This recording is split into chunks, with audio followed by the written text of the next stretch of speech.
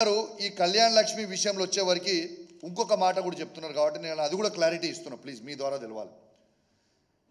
కౌశిక్ రెడ్డి గారు అధికార పార్టీలో ఉన్నప్పుడు ఎమ్మెల్సీగా ఉన్నప్పుడు ఆనాడు ఉన్న ఎమ్మెల్యే ఈటల రాజేందర్ గారిని పిలవలే కదా అనేది ఒక ప్రశ్న తెస్తా ఉన్నారు. నేను యావత్ తెలంగాణ ప్రజలకి తెలియజేస్తా ఉన్నాను, నేను ఎమ్మెల్సీ ఉన్ననాడు కూడా ప్రతి ప్రోగ్రాంకి ఆనాడు ఉన్న ఎమ్మెల్యే ఈటల రాజేందర్ గారికి అధికారులు అఫీషియల్గా పిలిచిండ్రు.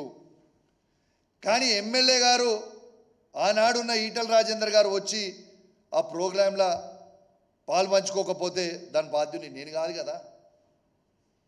You could have come.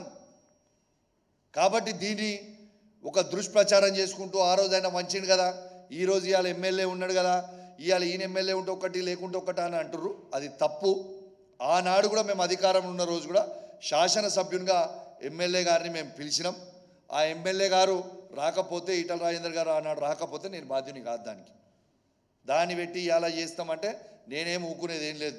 ఇలా పొన్న అధికార ప్రోగ్రాం ఉంటే రేవంత్ రెడ్డి గారు వచ్చినా నేను పాల్గొంటా, పొన్న ప్రభాకర్ గారు వచ్చినా నేను పాల్గొంటా, ఇలా నరేంద్ర మోడీ గారు వచ్చినా కూడా నేను పాల్పంచుకుంటా.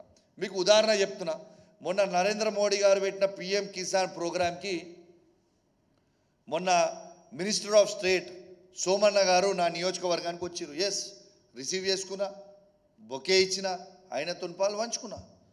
ఇలా ఆ రోజు పాల్పంచుకొని నేను ఏం చెప్పిన ఆ రోజు, ఇలా దేశవ్యాప్తంగా మీరు నరేంద్ర మోడీ గారు పిఎం కిసాన్ కింద 20,000 కోట్లు ఇస్తున్నారని మీరు చెప్తే నేను ఆ రోజు నా మైక్ పట్టుకొని చెప్పిన, తెలంగాణ రాష్ట్రంలో ఒకటే తెలంగాణ రాష్ట్రంలో కేసీఆర్ గారు 75,000 కోట్లు ఇచ్చిండు అని ఆ రోజు నేను మైక్ పట్టుకొని బాజాబ్తు చెప్పిన.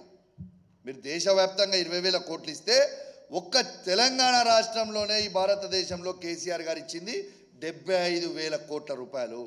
దట్ ఈస్ కేసీఆర్ అని మైక్ పట్టి చెప్పిన. బాజాబ్తా కేసీఆర్ గారు చేసిన మంచి పనులు, కేసీఆర్ గారు చేసిన అన్నీ కూడా బాజాబ్తు మేము ప్రజల్లోకి తీసుకుపోతామని కూడా తెలియజేస్తూ సెలవు తీసుకుంటా ఉన్నాం. జై తెలంగాణ, జై కేసీఆర్. Thank you.